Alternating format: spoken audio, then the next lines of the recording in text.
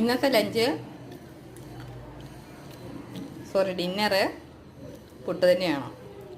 അന്ന് ഞാൻ ചെയ്ത വീഡിയോ ഇട്ടിരുന്ന മാതിരി അതേ തരിപ്പൊടി പോലത്തെ പൊടിയാണ്. അപ്പോൾ അത് നമ്മൾ ചൂടുവെള്ളം ഏറെ ഒഴിച്ച് നല്ലതായിട്ട് കുതിരാൻ ഒരു 5 മിനിറ്റ് 10 മിനിറ്റോളം അടച്ചു വെച്ചിട്ടുണ്ടായിരുന്നു. തേങ്ങയൊക്കെ ഇട്ട് നല്ല മിക്സ് ചെയ്തതാണ്. 1/2 സ്പൂൺ ഉപ്പും 1 ഗ്ലാസ് ചൂടുവെള്ളം ഒഴിച്ച് നല്ലതായിട്ട് ഒഴിച്ച് പിന്നെ രണ്ടാമത് നമുക്ക് എന്തുമാത്രം തോർത്തി കുതിർന്ന് വരുന്നോ അതേ രീതിയിൽ നമ്മൾ വെള്ളം ചേർക്കണം.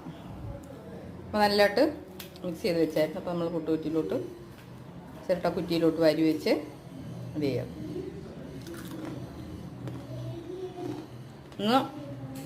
ഇന്നത്തെ പ്രത്യേകത എന്ന് പറഞ്ഞാൽ നമ്മൾ പപ്പടമാണ് ഇതിൻ്റെ കൂടെ സ്പെഷ്യലായിട്ടുള്ളത്. അല്ല വേറെ കറികളും പഴങ്ങളും ഒന്നുമില്ല. പപ്പടം വറുത്ത് വെച്ചിട്ടുണ്ട്, പുട്ട് റെഡി ആയിട്ടുണ്ട്. കണ്ടോ, ചെറിയ വീഡിയോ ആണിത്. എല്ലാവർക്കും ഇഷ്ടമായി ലൈക്ക് ചെയ്യണം, സപ്പോർട്ട് ചെയ്യണം. ശരിയാ കേട്ടോ. പപ്പടം വെച്ചു.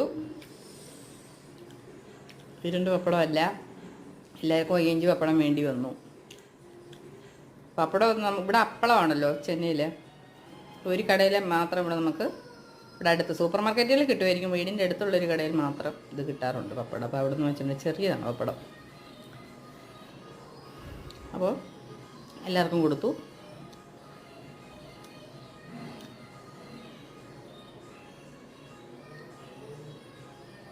കൊച്ചുമോള് കഴിക്കുകയാണ്.